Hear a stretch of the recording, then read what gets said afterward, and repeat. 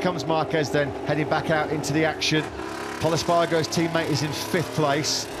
Luca Marini's best lap of the session was scrubbed off for exceeding the track limits. Now further down, this man and Bastianini, he's in 7th position. Aleix Espargaro in 8th as he looks for a 4th consecutive front row start this season. Fabio Quartararo, the world champion, not where he wants to be.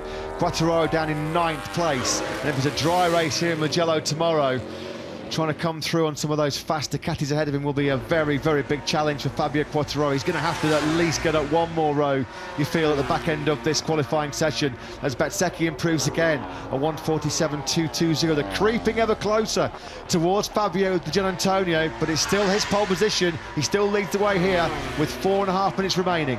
And those last 4.5 minutes, Matt, everything's going to change. You know, you see the new tyres go in. It looks like it hasn't rained more, and the guys are going to take more risk, knowing it's the last moments. We're going to see it all change around. There's Johann Zarco. He's in 10th place. Zarco and Marquez had a pretty good battle for the top 6 last time out in France. Zarco was really paid dearly, didn't he, for the 3-place grid penalty in his home Grand Prix.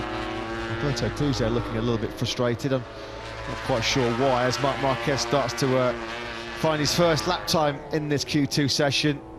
It's been a painful session so far for the former world champion. He had that big crash which brought out the red flags going through turn number 2. Matt, my stomach has been in knots. I've been tense all of Q1 and all of Q2 because the danger the guys are in the whole time out there with the dodgy conditions that I dare say Alberto's feeling exactly the same with his 2 boys out there.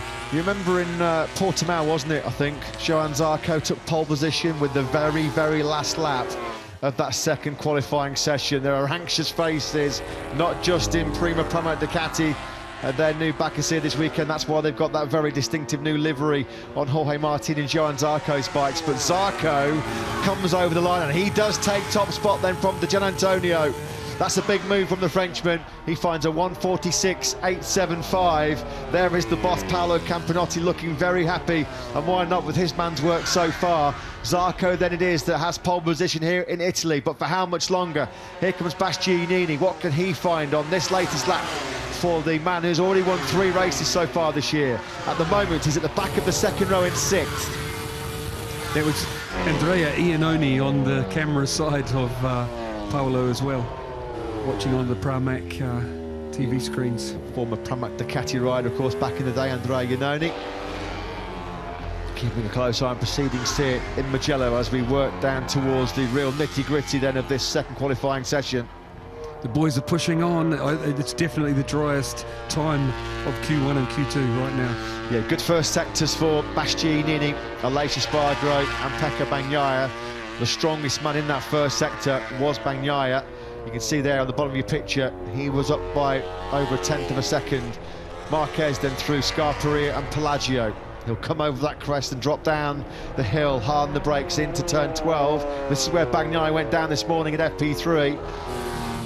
We pick up Bagnaia through Arrabbiata 2, and at the moment looking well set to take a 3rd consecutive pole position here this season. Oh, that Marquez went bad. As he tried to change direction, the front didn't have enough weight on it, went sideways and he lost his line.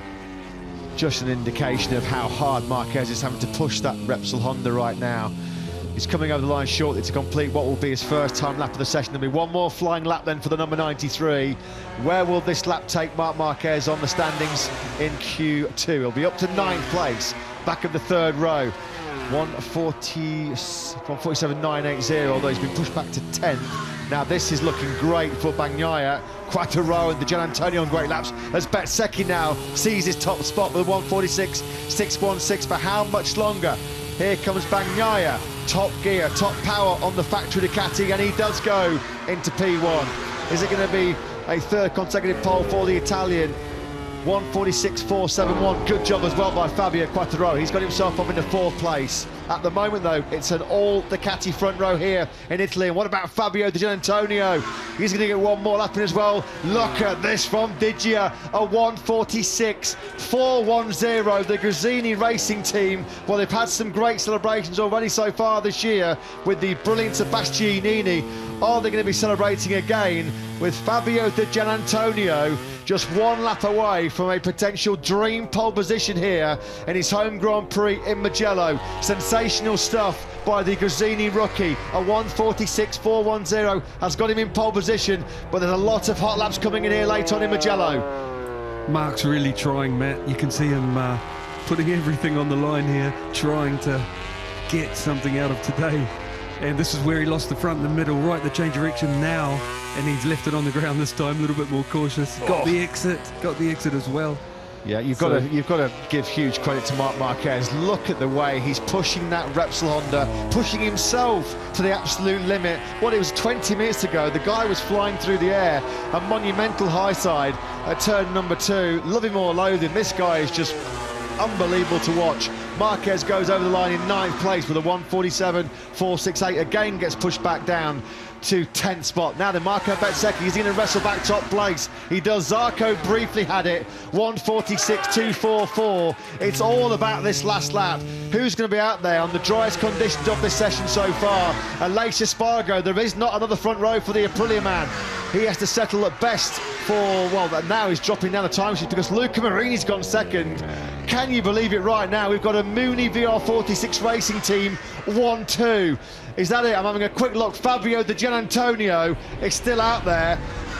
Pecco Bagnaia. Giannantonio's pinched it. Giannantonio has pinched it over the line. Absolutely brilliant. Can you believe it? What a front row here in Mugello. An unlikely front row.